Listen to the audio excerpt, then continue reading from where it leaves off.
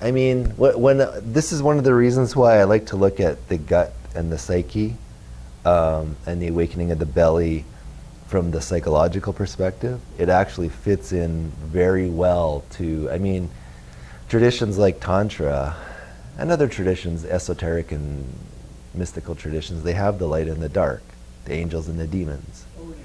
So they're there. But I mean, even when we hear angels and demons and, you know, the dark feminine and the masculine, it's too in the head. Is what does that actually feel like in the body? What does that feel like in our experience? And that's where we can approach these core beliefs, and especially with a very sort of deep, almost psychodynamic or Jungian aspect to it. I mean, when we look at how psychology understands the relationship of a child to their parent, to a child, the parent is God. And those core beliefs that are structured in the first couple of years of life, those are the deities.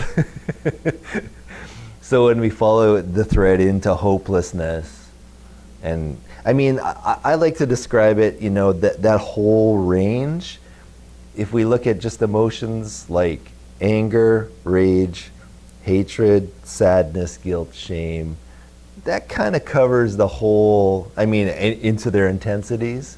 On some level, all those core beliefs are just a mixture of those emotions to different intensities.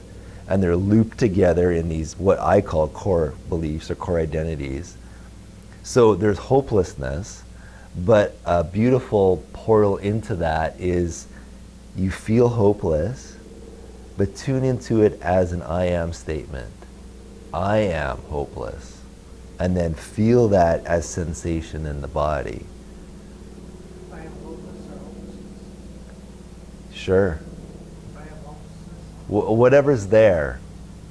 I'm giving you an invitation to structure it and orientate it to be, and I'll tell you why I'm giving that pointer.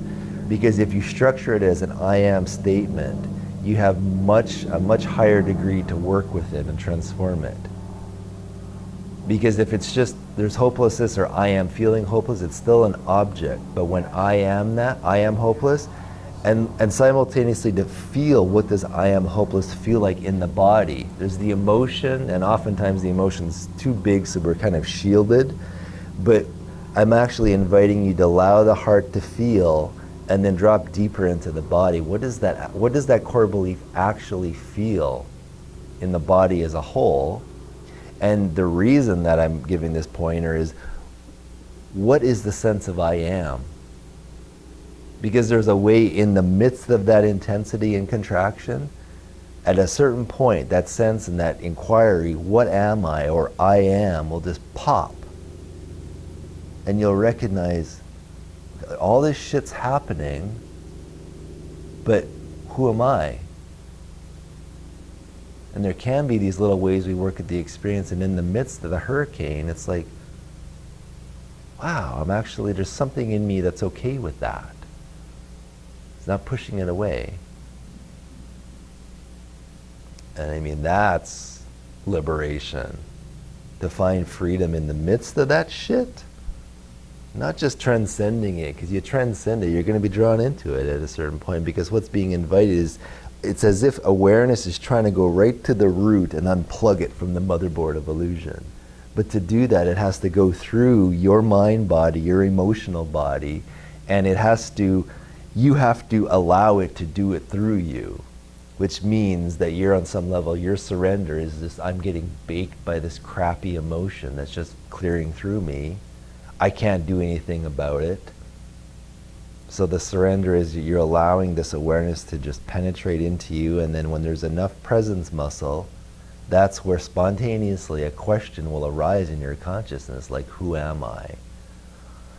Or that's why I'm saying, for example, hopelessness. I am hopeless, or I am hopelessness. You feel that, you feel that, you feel that, and then recognize that you can actually at a certain point tune into the pure sense of I am. Not up there, down here. And the power of that, and you'll recognize this, and I've recognized this thousands of times, where you can be in the midst of that, and that spontaneous natural inquiry that comes to you, the question that pops into your consciousness, it shifts. It isn't just a question like who am I? It actually shifts your experience from that to this, and the suffering is just what? How did a question, asking myself that question, who am I, shift my experience that much? That's power. But that's gritty.